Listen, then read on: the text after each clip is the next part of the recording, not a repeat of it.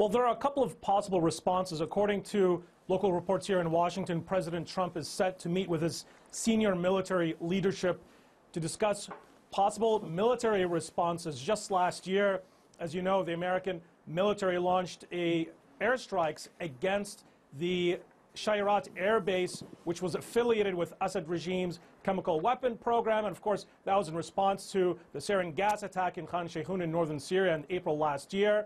Interestingly enough, the T4 air base, which was likely struck by the Israeli Air Force, according to some reports here in Washington that suggest that U.S. officials have confirmed that the U.S. was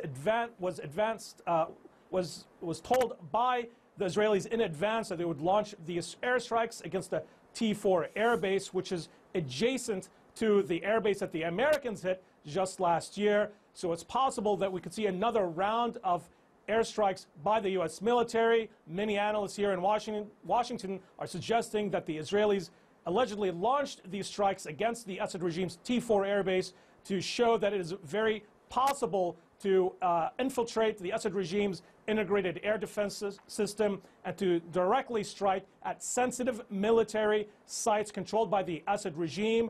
We also saw a rare a statement by some Iranian sources that indicate that there were some casualties by the Iranian Revolutionary Guard in the T4 airbase. We do know that there is a small Iranian presence in these sensitive air bases controlled by the Assad regime. So we have to now wait to see whether what recommendations the Pentagon will provide President Trump today. According to our sources here in Washington, it seems that President Trump is very much bent on a decisive military response against the Assad regime in retaliation for the latest round of chemical weapon strikes. Whether or not it will have a sustained impact on Bashar al-Assad and his chemical warfare program is a whole different question, but we will have to wait and see, and more than likely we are going to see some sort of response by President Trump by later today.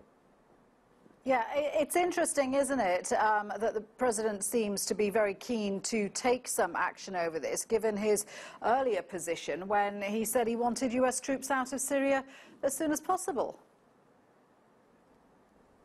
Indeed, and as Syria shows, it's such a complex and situation on the ground there, and a conflict that's been ongoing for 7 years. No matter what the U.S. has tried to do, it has not been able to contain this conflict that's spilling over into the region. And what's clear here is that the Assad regime still maintains some level of production capability for chemical weapons. It's crossed that red line that was first set by Trump's predecessor, Barack Obama, time and time again. And it seems that in his latest statement, President Trump has made clear that he does not want to repeat the mistakes of his predecessor. So it seems no matter what President Trump has wanted to do, regarding possibly pulling out of Syria, he's being sucked back into it yet again, and we may see another round of escalation in response to Assad's continued use of chemical weapons against Syrian civilians.